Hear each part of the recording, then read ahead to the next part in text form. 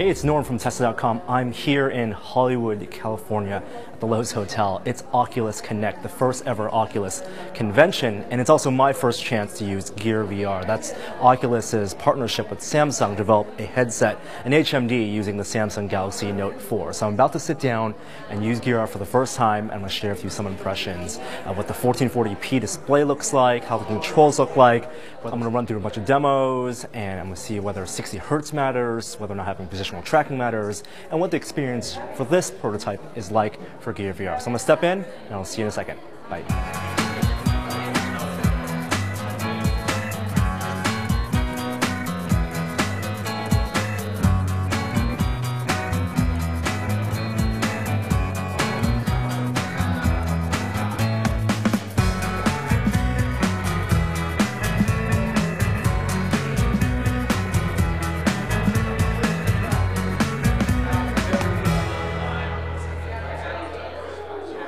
All right, so I just got out of that Gear VR demo.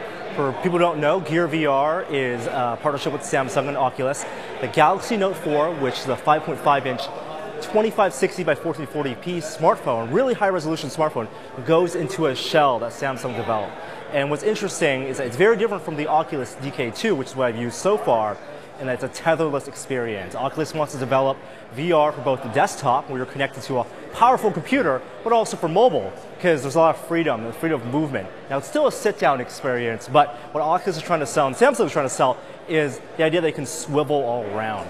So a couple challenges. I want to talk about, and Oculus knows what the difficulties of Gear VR are, but no persistence of vision. This is a 60 hertz panel. That's because it's tied to the Samsung phone, and John Carmack, in his keynote today, talked about limitations of the hardware. In the DK2, it's actually a Galaxy Note 3 screen, but there's some overclocking they did, some low-level hardware tweaks they made to get it up to 75 hertz. On the Note 4, 60 hertz. Now, does that matter? In the demos I saw, not really. It's not as good as the 75 hertz noticeably as the DK2, but it wasn't making me that motion sick. The demos that did make me motion sick, or gave me more awareness of the flickering that you get with the 60 hertz, was something like Lucky's Tale. Or they had an underwater demo where it was bright, and when I tried to move my eyes to the corner of the screen, you could definitely see some of that flickering. Now, Lucky's Tale is a good example because I've tried that on the DK2, and I've also now tried it on Gear VR. And Gear VR, the second limitation it has is no 6 degrees of movement. So with VR, when you put on the goggle, you can turn, you have rotational movement. You can look around, you can tilt your head, but there's no translation movement. You can't move your neck forward. You can't lean forward. That's just a limitation of that the Galaxy Note 4 sensors and what they have built in. So when you play something like Lucky's Tale, which is actually designed for 6 degrees of movement, where you can dive right in and look at your small little avatar running around, and you can't do that in the Samsung version, that was a little jarring, and hopefully they'll program the game to make it a little better. In terms of resolution, so 1440p. Now, even though it's a 1440p OLED pentile screen, it did not look all that much better than the DK2's 1080p screen. Part of that is because the software is actually in the background on the phone. The graphics are all being rendered at a lower resolution, 1K per 1K per eye, basically a 1080p resolution, and then upscaled, stretched out. Now, in some demos, for example, the cinema demo, what you see in the video trailer, that is actually using all the pixels. So in the development, even though the seats around you are being rendered at low resolution, the screen is actually maybe 960 pixels wide when it's filling most of the screen.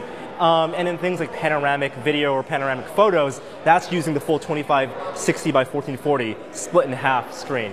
It is higher resolution, the brightness and colors are good, but it's not a huge jump over the DK2, at least from the like 15 minutes I was using that demo.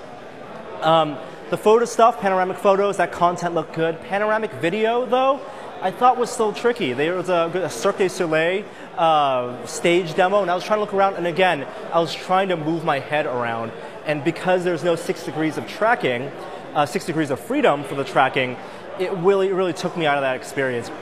The best stuff was, in fact, the cinema demo.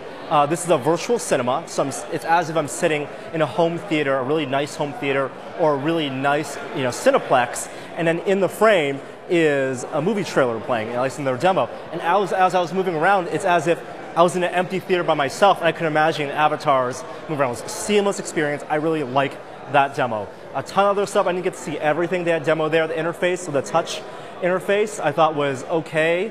I think they need a physical button to move forward. Right now they have a physical button for backward, and a tap goes forward, but it was too easy to hit that tap.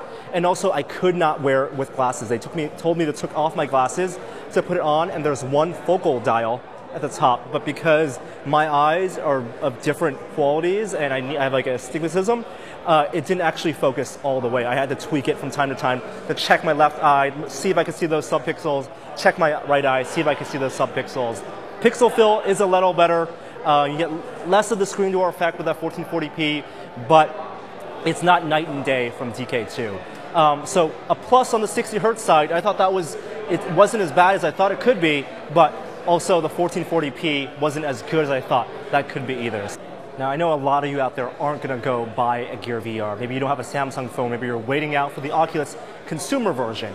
But I think what Oculus and Samsung are doing with the Gear VR and what John Carmack is developing with the Gear VR is going to be interesting. It's going to have effects throughout the VR space. So while optimizing VR for the Galaxy Note 4, for Android, a lot of the tricks that John Carmack has come up with may apply to Oculus on desktop or VR in general, or even your smartphones.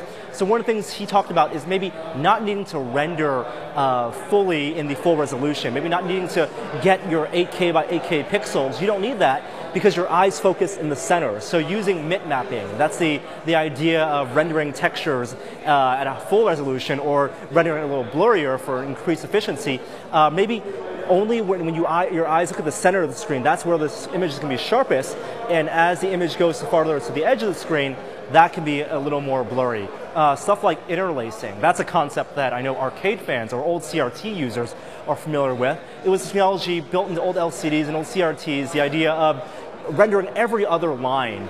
And it's not like VR is going to use every other line, but maybe every 8th line or every 16th line, or a programmable interlacing model where you can take out lines as you render to simulate on a 60 hertz screen 120 hertz or 240 hertz. Because it's going to be a long way before any mobile phone developer develops a 120 hertz or 240 hertz panel. They have no incentive to. It's expensive.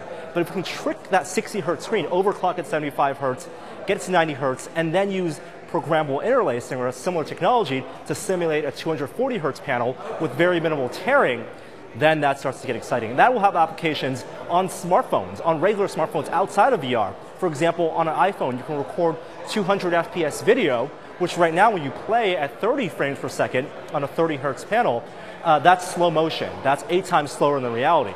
But imagine recording a video at 240 FPS and then playing it back at a simulated 240 hertz. And you get hyper real video. So I'm really excited about what John Carmack, what Oculus, and what Samsung's doing, at least on the Gear VR side. It's going to spread the word of VR. It's going to work out a bunch of kinks, power efficiency, on the screen stuff, on the software side, get VR more out there, and it's going to just make the Oculus consumer version that much better. So we'll have a lot more from Oculus Connect. I'm Norm from Tested, and I'll see you guys next time. Bye.